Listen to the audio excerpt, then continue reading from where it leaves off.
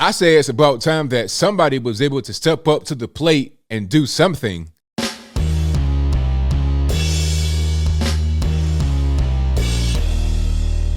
How's everybody doing? My name is Anthony Brian Logan, and today we got to talk about President Trump suing all the major social media networks due to their blatant and obvious censorship of conservative people and of certain ideas the government does not see as favorable to their agenda. Now, there's a whole press conference where he talks about this, and I'll link to that in the description box. But I have a clip of that presser where he goes into detail about the lawsuit and who he's suing and why. So after we get done watching that, I'll talk about what he said there. Then I give you my 2 cents, my deep detail analysis, and then I wrap it on up with a nice bow on top. So without further ado, let's go ahead and roll it. I just want to say that I stand before you this morning to announce a very important and very beautiful, I think, development for our freedom and our freedom of speech, and that goes to all Americans. Today, in conjunction with the America First Policy Institute, I'm filing as the lead class representative a major class action lawsuit against the big tech giants, including Facebook, Google, and Twitter, as well as their CEOs, Mark Zuckerberg, Sundar Pichai, and Jack Dorsey. 3 real nice guys. We're asking the U.S. District Court for the Southern District of Florida to order an immediate halt to social media companies' illegal, shameful censorship of the American people, and that's exactly what they are doing. We're demanding an end to the shadow banning, a stop to the silencing, and a stop to the blacklisting, banishing, and canceling that you know so well. Our case will prove this censorship is unlawful, it's unconstitutional, and it's completely un-American. We all know that. We all know that very, very well. Our filing also seeks injunctive relief to allow prompt restitution and really restoration, and you can name about 20 other things, and it has to be prompt because it's destroying our country. Of my accounts, in addition, we are asking the court to impose punitive damages on these social media giants. We're going to hold big tech very accountable. This is the first of numerous other lawsuits, I assume, that would follow, but this is the lead, and I think it's going to be a very, very important game changer for our country. It will be a pivotal battle in the defense of the First Amendment, and in the end, I am confident that we will achieve a historic victory for American freedom and at the same time, freedom of speech. All right, you saw that, you heard that. Now, like I said, straight from the beginning, if you want to see the full press conference, that'll be in the link in the description box. But let's talk about this whole thing here. This is something that has to happen, whether it be President Trump, whether it be some other kind of organization, a single individual. It has to happen because the dynamic that's going on is that social media, Google, Facebook, Twitter, etc., they are kind of working hand in hand with the government. And this is not me making it up. I'm not just speculating. They are. Because I recently got a 1-week suspension from YouTube. And I asked YouTube directly, I'm like, hey, what's going on? It's like, oh, well, your video violated our policy of going against what the World Health Organization says about the virus, right? There's certain little things I can't say about the virus, and I violated that. So that's why they went ahead and suspended me. Well, okay. Did you remove the video because you are, working with the CDC or WHO, or is it because you got pressure from some higher up people that are beyond you that told you to go ahead and do that? Now, I have no way of knowing who is behind it, if not just YouTube themselves. I have no idea.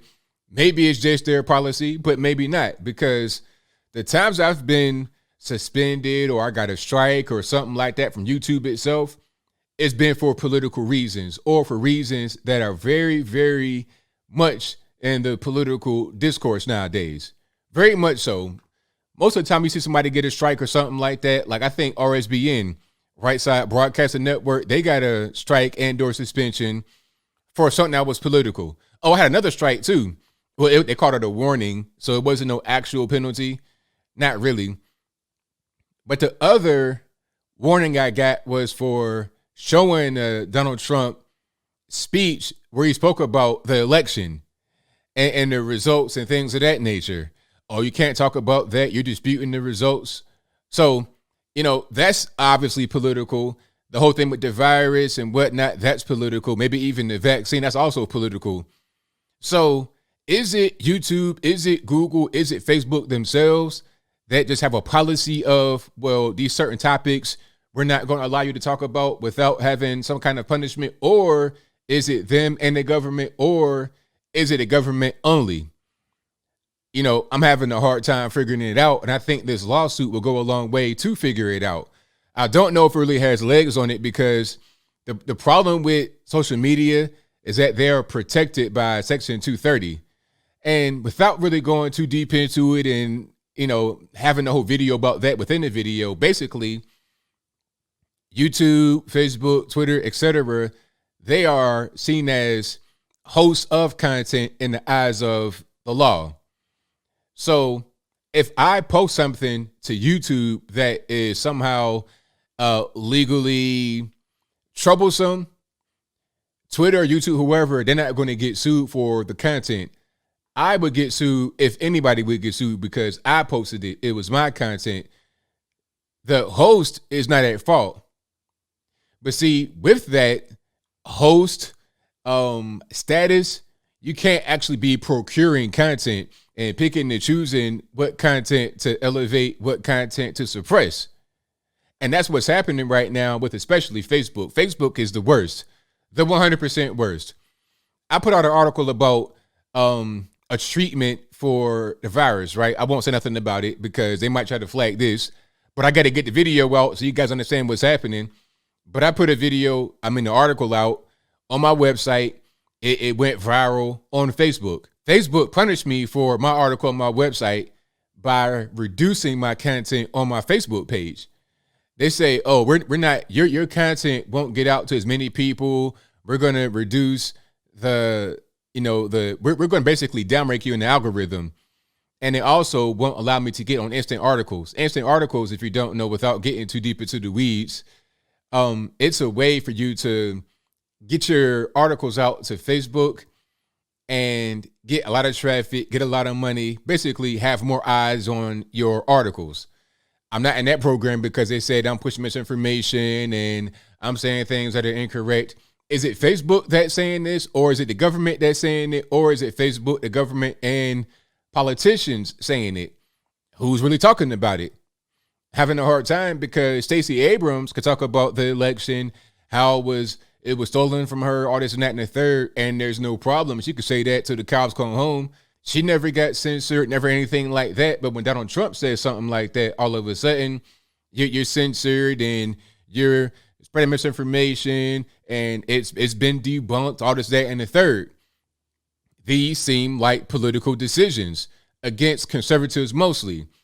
And aside from the government part, you also have Facebook, Google, Twitter themselves.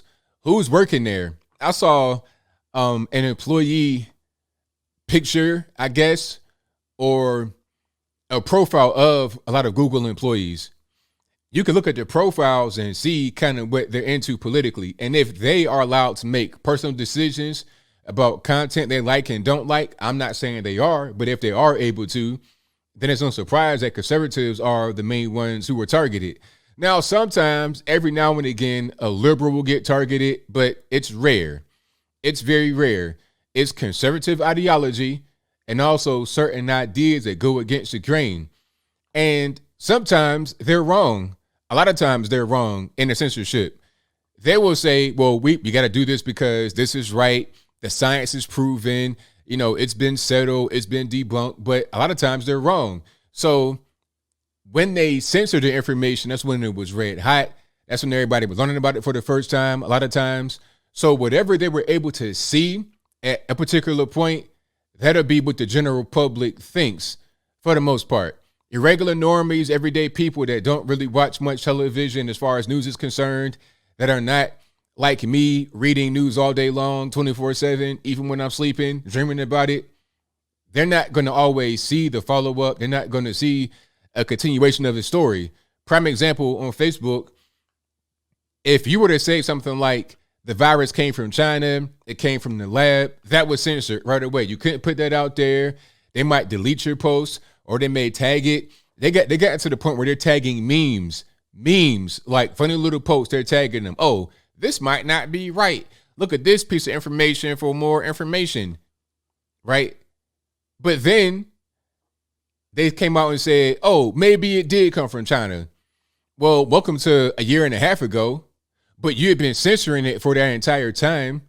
So people that have been buying into what you were not showing and buying into what you wanted to show instead, they're not necessarily going to go back, revisit that topic and be like, oh, I was wrong because Facebook was wrong. Now I'm going to just update what I think.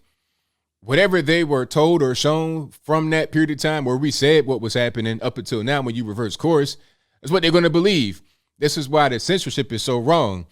And I think one of the main things here as I close is that you're violating the First Amendment. If the government, if the government are somehow colluding with social media or putting pressure on social media to silence certain things, remove certain content, now they're telling them what they can and can't say. They're being the arbiter of content. They're suppressing free speech. The whole Section 230 thing. If you are a host of content, you're free from any kind of legal problems, any kind of lawsuits.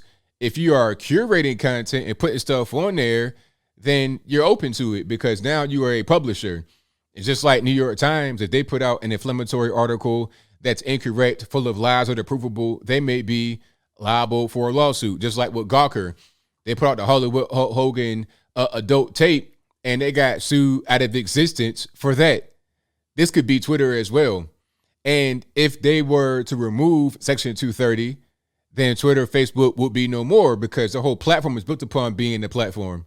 So their only alternative, if Trump's lawsuit was to be successful, is to stop engaging in the censorship based on political ideology. Now, for certain things that they don't allow, like adult stuff or whatever, that's different. But just political ideology, they're not going to be able to take that stuff off.